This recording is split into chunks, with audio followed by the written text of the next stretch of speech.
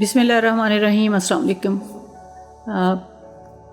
کل جو حادثہ ہوا پاکستان میں پشاور میں، اس سے سب آگاہ ہیں، سب جانتے ہیں۔ پوری دنیا میں یہ جو ظلم کمایا گیا، جو قیامت ڈھائی گئی، اس کا چرچا ہے۔ لیکن ہم تو وہ لوگ ہیں جو کہ برداشت کرنے والے ہیں، جن پر یہ سب کچھ بیتا ہے۔ تو ہر طرف ایک ہی خبر، ایک ہی دکھ، ایک ہی پریشانی ہے۔ آج اتنی پڑھائی، اتنے علم، اتنی ڈگریوں، اتنی ترقی کے بعد آج بھی انسان اتنا ظالم کیوں ہے؟ سوچنے کی بات یہ ہے کہ ابھی تک انسان دنیاوی مفادات، ذاتی مفادات کے لیے انسانوں کے خون کی ہولی کھیلنا ترک کیوں نہیں کر پایا؟ وہ کس طرح برداشت کرتا ہے کہ اس کے سامنے لوگوں کے جسم کے ٹکڑے ہو جائیں؟ وہ لوگ جو بالکل بے گناہ تھے، جن کا کوئی قصور نہیں تھا، جن کی کوئی سازش نہیں تھی، جو کسی سازش کا حصہ نہیں تھے، عام لوگ، زندگی گزارنے والے، اپنے بچوں کے لیے محنت مزدوری کرنے والے، خدا کی بارگاہ میں حاضر تھے، تو ان پر یہ قیامت ڈھائی گئی۔ اور وہ تو ہر ایک نے مرنا ہے، وہ مر گئے، خدا کے حضور چلے گئے، شہید ہوئے، معاف کر دیے جائیں گے۔ لیکن جن لوگوں نے یہ ظلم کمایا، ان کا کیا بنے گا؟ وہ کیسے سوئیں گے؟ وہ کیسے کھائیں گے؟ وہ کیسے ہنسیں گے؟ وہ کیسے جئیں گے؟ کیونکہ اگر وہ جی رہے ہیں، ہنس رہے ہیں، کھا رہے ہیں، تو پھر وہ انسان نہیں ہیں۔ اور انہیں یہ سوچنا چاہیے کہ خدا نے انہیں انسان پیدا کیا تھا۔ وہ انسان سے یہ جو خطرناک مخلوق، کیونکہ میں نے جانور بھی نہیں کہتی، جانوروں کا بھی کوئی ضابطہ ہوتا ہے، جانوروں کی بھی کوئی حدیں ہوتی ہیں۔ وہ اپنے ہم جنس لوگوں کو، اپنے ہم جنس جو مخلوق ہے، اس کو اس طرح ذلیل نہیں کرتے۔ جانور بھوکے مر جاتے ہیں، لیکن اپنے ہم جنس پر حملہ نہیں کرتے، اس کو نہیں مارتے۔ اس لیے جانور کہنا بھی جائز نہیں ہے، مناسب نہیں ہے۔ تو کیسے وہ کسی بھی مذہب سے ہوں، ہم یہ نہیں کہہ سکتے کہ وہ کسی فرقے کی وجہ سے انہوں نے کیا۔ پتہ نہیں اس کے پیچھے کیا راز ہے، کیا سازش ہے، کون سا ملک کس کو جھکانا چاہتا ہے، کہاں اپنا کوئی وار کرنا چاہتا ہے۔ لیکن جو بھی ہے، جس بھی مذہب کے ماننے والے ہوں گے تو انسان، یا نہیں بھی مذہب کو ماننے والے تو انسان ہی ہوں گے۔ اور انسانوں کا کوئی نہ کوئی نظریہ ہوتا ہے، اخلاقی معیار ہوتا ہے، اخلاقی نظام ہوتا ہے۔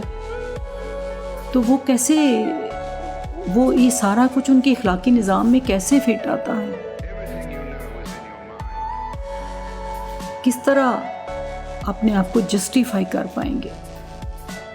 سوچنے کی بات ہے اور دعا کرنے کی بات ہے کہ خدا کسی کو اس مقام تک نہ لے جائے کہ وہ کسی کو کس ٹکڑے کرنے پر آمادہ ہو جائیں۔ اور یہ پاکستان میں پہلی واردات نہیں ہے، کئی سالوں سے ہماری آنکھیں، ہمارے کان اس طرح کے بیان سن رہے ہیں، اس طرح کے منظر دیکھ دیکھ کر ہم اندر سے مر چکے ہیں۔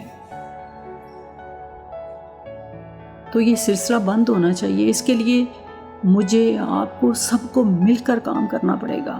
کوئی ایک ادارہ، کوئی ایک حکومت ان سے نبٹ نہیں سکتی۔ یہ جڑیں ہماری دور تک ہمارے لوگوں کے دماغوں میں، ہماری زمین میں سرایت کر چکی ہیں مختلف حوالوں سے۔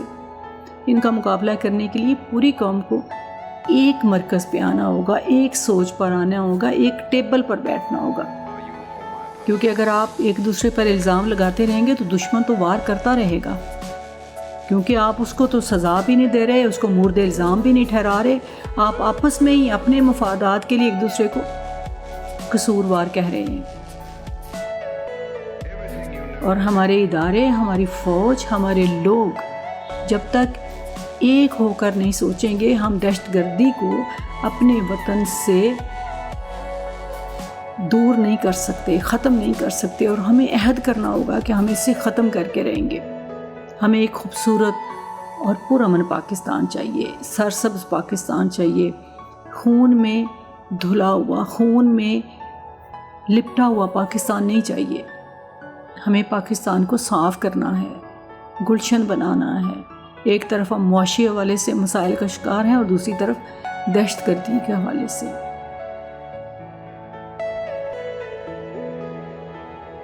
کہتے ہیں کہ جنت اور دوزخ ہمارے یہیں ذہن میں موجود ہے، احساس میں موجود ہے۔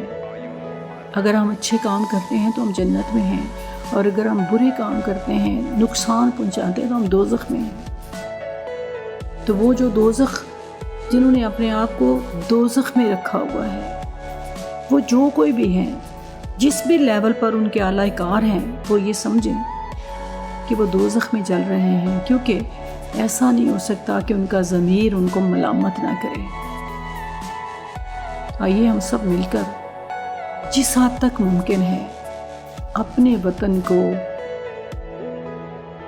مضبوط کرنے کے لیے کوشش کریں، کیونکہ دشمن مختلف حوالوں سے ہم پر وار کر رہا ہے، وہ اندر ہے یا باہر ہے، وہ کسی اپنے کے بھیس میں ہے کہ پرائے کے، لیکن ہے تو دشمن ہی، کیونکہ ایسا وار تو دشمن ہی کرتا ہے، اور دشمن سے کوئی رعایت نہیں کرنی چاہیے، کیونکہ بعض اوقات جب ظلم پر خاموشی اختیار کی جاتی ہے تو وہ بھی ظلم کو بڑھاوا دینے کے مترادف ہوتا ہے، اس کو کھل کھیلنے کی اجازت دینے کے مترادف ہوتا ہے، اس کا ساتھ دینے کے مترادف ہوتا ہے۔